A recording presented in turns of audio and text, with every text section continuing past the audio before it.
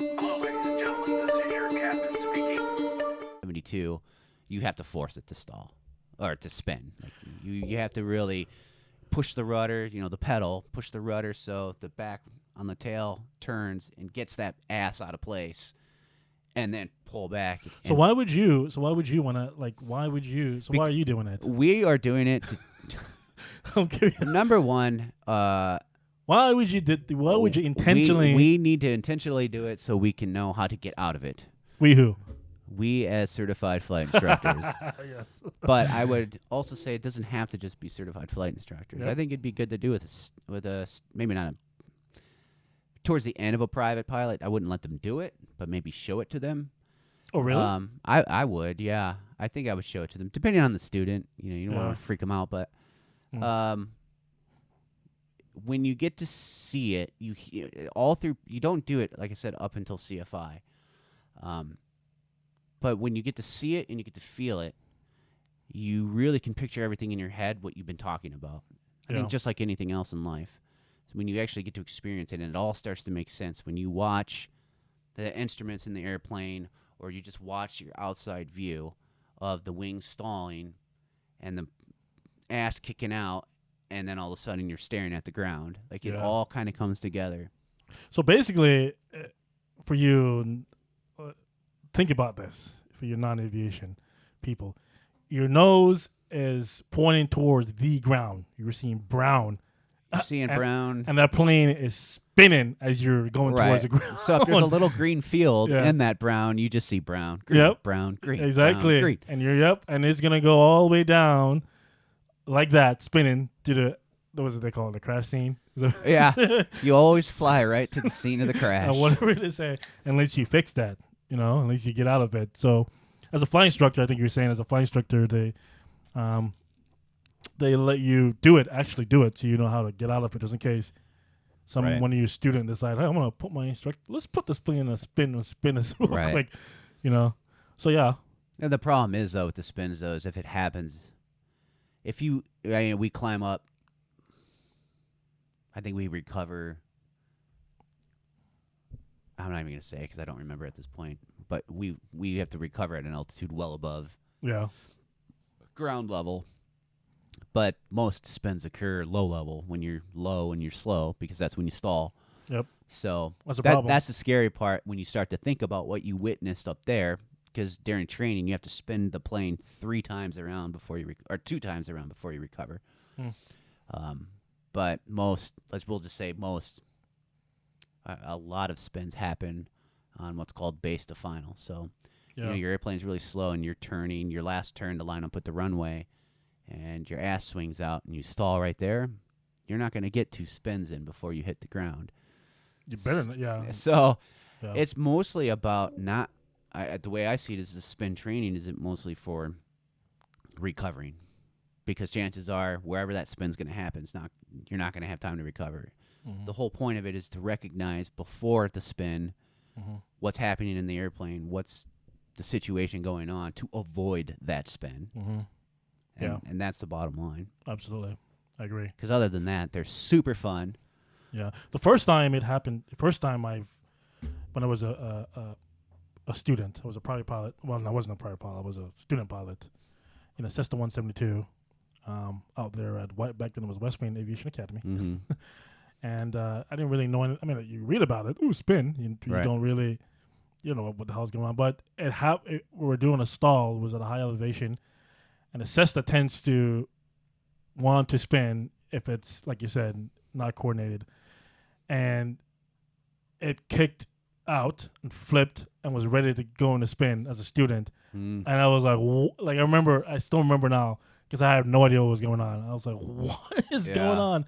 And my like you said, my instructor allowed it to break. It didn't go all the way into a spin, right? But he allowed it to break, and enough for me to see, oh, you were about to screw up here. Right. And he kicked it and he corrected it, and then said, hey, you realize what was going on there? But man, so you're probably if you're a student, you should let it happen a little bit, just enough to get out of it, to stay within the limits or whatever, so they can see, hey, and they go, hey, don't do that again. Right. And note, not when you're towards the ground. Yeah, at high altitude. Yeah. High elevation. Man. Cool, man. Yeah, it was fun. It makes me want to do aerobatics. So I think I'm gonna at some point I'll go up and I want to go do some aerobatics. You see, this is so. I'm so not that pilot. I don't know if I'll necessarily go get all my rating or anything, but I'd like to go up and do a spin in a very unstable airplane like a Great Lakes or anything. Yeah. You know, any of those aerobatic planes, just to see what it's like to really spin, because those will spin. Our planes, so like the recovery process, you don't even really have to recover. Excuse me, in the Cessna, you just kind of release the controls, and the thing kind of straightens itself out. But that's because they're very stable airplanes. Whereas like the aerobatic planes that you see in like the Red Bull competitions, whatever, those are unstable, so they can be flipped around, and so that's how you can really feel what is an out of control spin would be. I think would be the best way to put it. But I want to go upside down too. Yeah, not interested, man. Straight and level, unaccelerated flight. Well, yeah, in a 767. And so by the way, talking about on training in the when you get to those point, you're doing stalls all the way up to the airlines too. So you'll be doing stalls and stuff like that. You can test it on stalls. So, I know. So the Embraer 175 doesn't allow you to stall the plane. Have I ever told you about that? Yeah. So you can pull back on that thing as aggressive and as much as you want, and it'll go, I don't think so, buddy. Not gonna lie. I think the Airbus is like that too, I think, in like normal mode or whatever. It just won't let you stall. You want to get you that. Some other aircraft, some like the 145 has a pusher, a shaker and a pusher. Sure, yeah. You heard about that? Yeah. When stick starts shaking back and forth. Yep, and it pushes. You heard about a pusher? Yeah. It's like, I think you've told me about it. It pushes down at there's a certain amount of pressure, whatever it is, pounds per whatever it is, enough where you can't pull, there's no way for you to pull it back. So if you're low to the ground with that aircraft and you're getting ready to stall and you're hearing the shaker and you don't make the correction, it's gonna make it for you. It's gonna push it down. Remember, that's the only way. You can't power out of a stall. You gotta get lift. So that's the only way to get out of a stall is lower your angle of attack. That's important, people. Right. But you do stalls in the 7.6, and it's God. That's another thing. When you get to those points, you realize all this stuff is just everything is so different. It's not as simple as just pushing in. You break the stall, but then and you have to put a lot of trim in there. But the aircraft wants to come back down and it stalls again. If you don't correct it, it stalls again. So you have to have that stay within that perfectly margin where you have to lower the nose enough to break the stall, but you can hold it where it's not going back in the secondary stall. Right. Dude, it's God. That's another thing we have to do in the CFI. I'm sure you remember. It's training secondary stalls.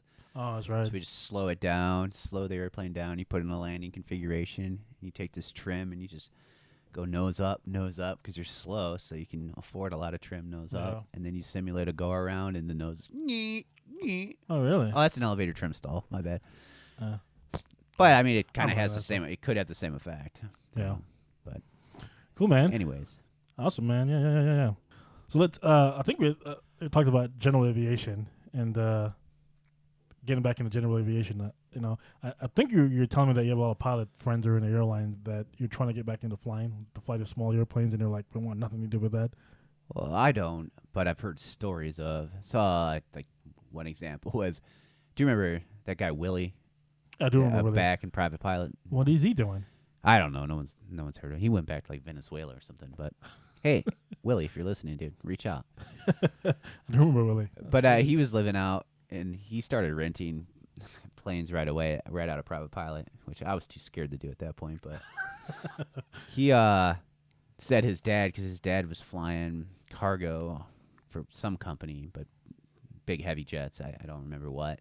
And he took his dad flying, and he was going to let his dad land a Cessna 172. And he's like, yeah, he tried to flare like 30 feet off the runway. And yeah.